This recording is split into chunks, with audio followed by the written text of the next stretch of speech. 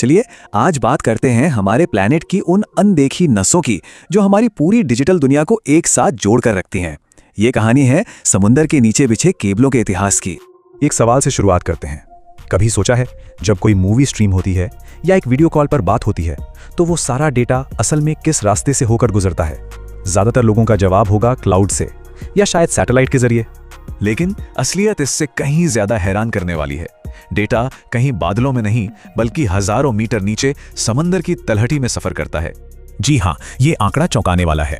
दुनिया का लगभग 99% इंटरनेशनल डेटा ट्रैफिक किसी सैटेलाइट के जरिए नहीं बल्कि समंदर के नीचे बिछे केबलों के एक विशाल छिपे हुए नेटवर्क से गुजरता है।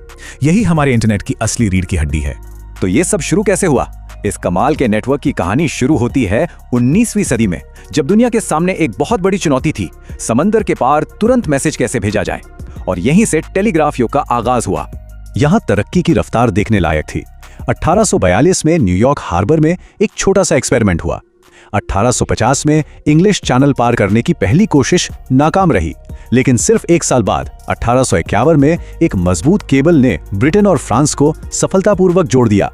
और फिर 1866 तक पहली टिकाऊ ट्रांस अटलांटिक केबल ने दुनिया को इतना छोटा कर दिया कि हफ्तों का सफर मिनटों में तय होने लगा। और सोचिए ये केबल कितने मजबूत बनाए गए थे।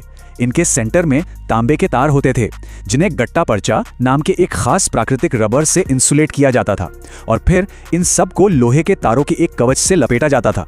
ये उस जमाने की इंजीनियरिंग का एक शानदार नमूना था। अब जरा इस फर्क पर गौर कीजिए। 1866 की केबल जहां एक मिनट में सिर्फ कुछ शब्द भेज पाती थी, वहीं आज की आधुनिक फाइबर केबल एक सेकंड में 224 टेराबिट्स तक डेटा भेज सकती है। ये एक ऐसी छलांग है जिसकी उस वक्त कल्पना भी नहीं की जा सकती थी। लेकिन जैसे जैसे दुनिया आगे बढ़ी, तांबे के तार धीमे पड़ने लगे। बढ़ती हुई सूचना की भूख को मिटाने के लिए एक नए माध्यम की जरूरत थी, एक ऐसा माध्यम जो प्रकाश की गति से डेटा ले जा सके। और यहीं से फाइबर ऑप्टिक्स की क्रांति शुरू हुई। लेकिन एक बहुत बड़ी वैज्ञानिक चुनौती थी, सिग्नल एटेन्युएशन। आसान भाषा में कहें तो सिग्नल का कमजोर पड़ जाना। 1960 के दशक में हाल ये था कि कांच के फाइबर से गुजरने वाला लाइट सिग्नल सिर्फ 20 मीटर की दूरी पर ही लगभग गायब हो जाता था। ऐसे में लंबी दूरी का कम्युनिकेशन तो नामुमकिन लगता था। इसी नामुमकिन से लगने वाले काम को मुमकिन बनाने का बीड़ा उठाया सर चार्ल्स के काओ ने, जिन्हें फाइबर ऑप्टिक्स का पितामह भी कहा जाता है। उस समय सिग्नल लॉस 1000 डेसिबल प्रति किलोमीटर था। काओ ने इसे 20 डेसिबल से भी नीचे लाने का लक्ष्य रखा, एक ऐसा लक्ष्य जिसे उस दौर के ज्यादातर वैज्ञानिक एक मजाक समझते थे। सर चार्ल्स के काओ ने यह समझा कि असल समस्या कांच में नहीं बल्कि उसमें मिली अशुद्धियों में थी। उनकी इसी दूरदृष्टि ने आज के आधुनिक इंटरनेट की नींव रखी। जैसा कि डेविड डिवाइन ने कहा, काओ ने सच में दुनिया बदल दी। जैसे ही काओ की थ्योरी सही साबित हुई, दुनिया ने उनके विजन पर आधारित केबल बिछाने शुरू कर दिए। ये हमारे आधुनिक डिजिटल युग की शुरुआत थी, जिसकी वजह थी डेटा की लगातार बढ़ती भूख।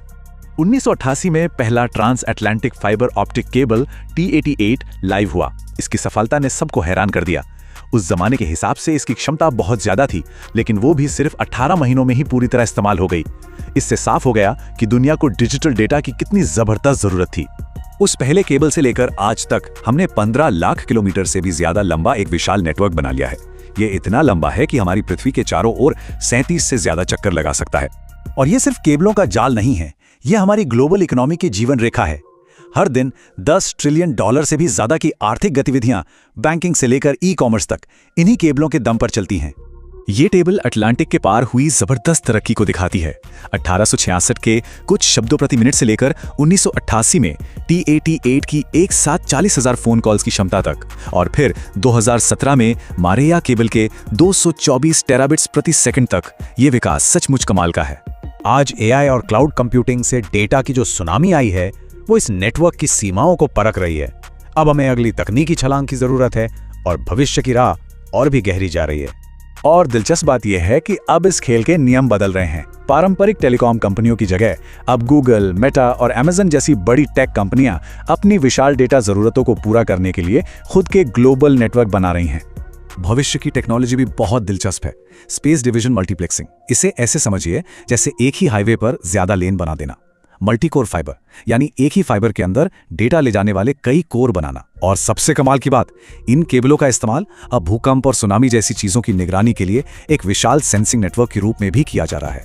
लेकिन ये सिस्टम बहुत नाजुक भी है। हर साल लगभग 200 बार ये केबल टूटते हैं और इसका कारण शार्क नहीं है जैसा कि मजाक में कहा जाता है। असली वजह है मछली पकड़ने वाले जहाज और बड़े जहाजों के एंकर। तो अंत में ये सवाल उठता है, ये शांत अनदेखा नेटवर्क जो हमारी दुनिया को जोड़ता है, जो हमारी डिजिटल सभ्यता की नींव है, अगर ये टूट जाए तो क्या होगा? ये एक ऐसा विचार है जो हमें इस अदृश्य बुनियादी ढांचे पर हमारी गहरी निर्भरता को रेखांकित करता है।